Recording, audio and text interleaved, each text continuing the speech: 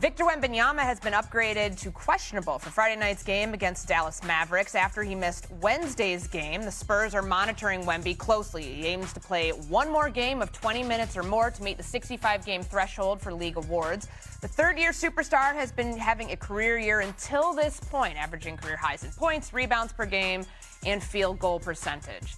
We know how much that those awards obviously mean to him. He's talked about it and the significance of that. He wants to be legendary, et cetera, et cetera. I think he also wants to be considered somebody that you just don't mess with on the court. So Perk, I want to go to you on this. Is Victor Wembanyama on offense unguardable? Yeah, absolutely. It's not a game plan out there that coaches can design or go over and shoot around or in film to stop Wemby offensively. Seriously. It's nothing that this man can't do. And the thing that I love about Wemby is that he has finally found that balance and accepted in the acceptance of being a big man first that has guard skills.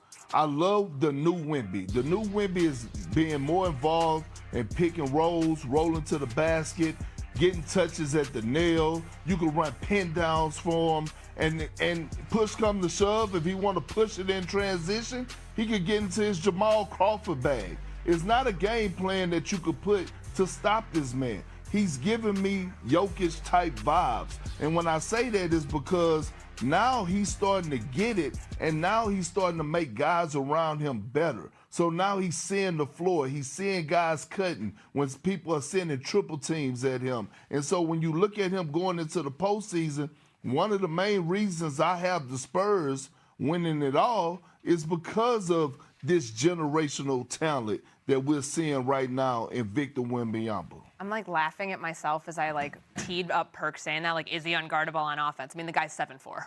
Kind of hard to stop that, Vinny, but is there any sort of blueprint to do that? I don't know if there is. I mean, I'm amazed that Perk saying extolling the virtues of Oklahoma City 5 minutes ago and then saying San Antonio's going to win it all. We can talk about that later. But I wonder about the physicality aspect of it. I do wonder how he's going to be officiated in the postseason. He's not a foul merchant by any means, but per 36 minutes, he goes to the line 9 times a game. He only plays 29 minutes. You're going to up that. And I wonder if you're going to send someone to just face guard him. And because he has this rib injury, I'm not saying anybody's going to go and attack him like it's a boxing match, but if you know something's a little tender, you may put an elbow there.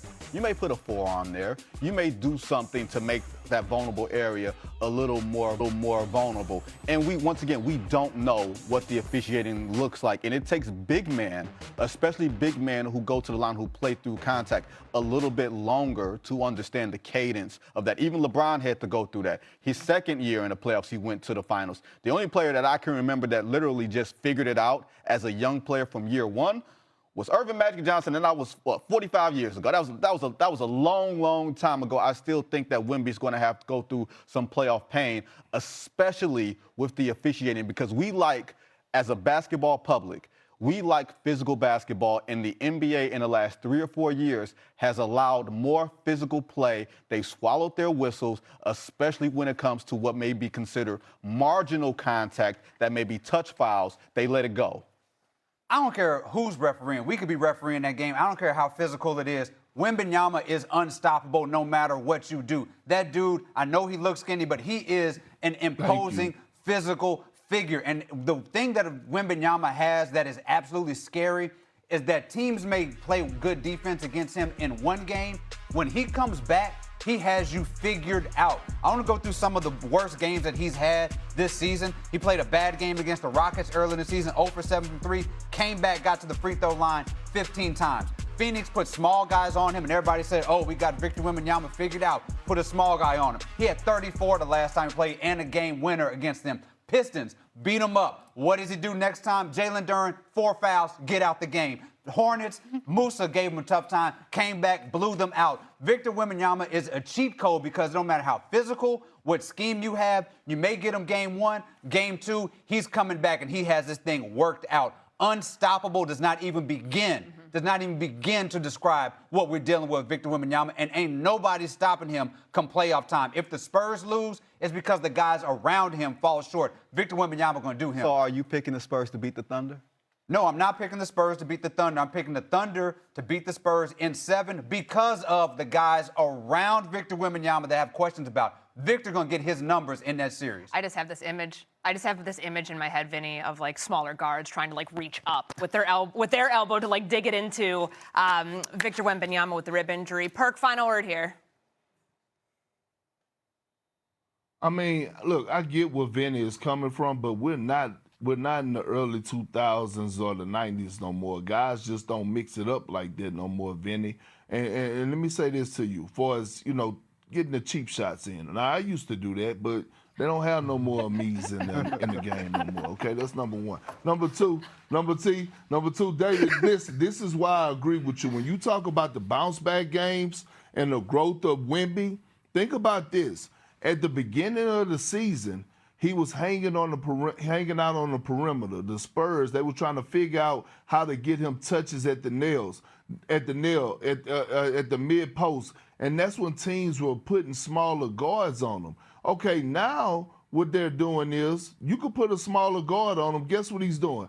Rolling right around to the basket, to the rim, and all those guards are just throwing it up, and there's nothing that you could do about it because he's just catching and he's finishing. Not only is he the most unstoppable, but with Giannis being out and having his up and down season, dealing with injuries and all the nonsense with the Bucks, Wemby has been the most dominant player this year in the NBA. All right, 2 games for the Spurs to close out the season, both of them at home against Dallas and then Denver on Sunday. Extended their win streak to 8 by beating the 76ers 113-102. Perk, are you buying the Rockets now as they... Buying them to do what? Be legit title contenders? Hell no. Look, and I said this, listen, Donovan Mitchell, in my opinion, is the player that's under the most pressure in this postseason. Second on that list is Kevin Durant.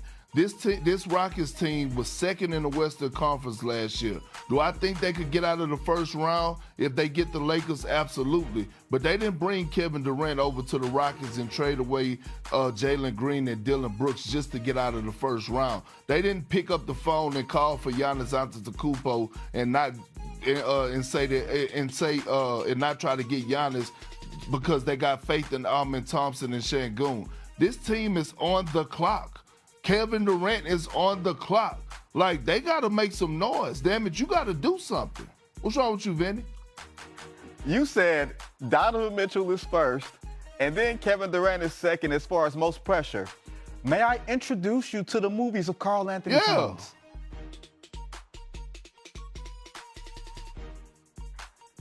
I can't. Y'all just gonna stare at each other. I'm just saying this. I think in terms of the person I think has the most pressure, I do think it is a Nick. Whether it's Karl Anthony Towns or Jalen Brunson. Well, that's gonna be a good place. Kevin Durant got rings. He got rings. Why? What pressure? He got rings. And the Rockets don't have a point guard. What is he supposed to do? Oh, okay. I don't get that one. I don't get that one. Come on, Perk. What you mean you don't get it? What you mean you don't get it? They traded away a guy that they drafted in the lottery with the number 2 pick in Jalen Green. This team was number 2 in the Western Conference. They didn't go get Kevin Durant just to come over here and be mediocre. What are we talking about? We're talking about Kevin Durant, a top 15 greatest player of all time, one of the greatest scorers of all time. They went and got Kevin Durant to be a legit title contender. Are the Rockets a legit title contender? Yes or no? No, but you act like Kevin Durant don't got rings and bona fides already. We got plenty of people who ain't never played in June. But I didn't say all I'm saying is this.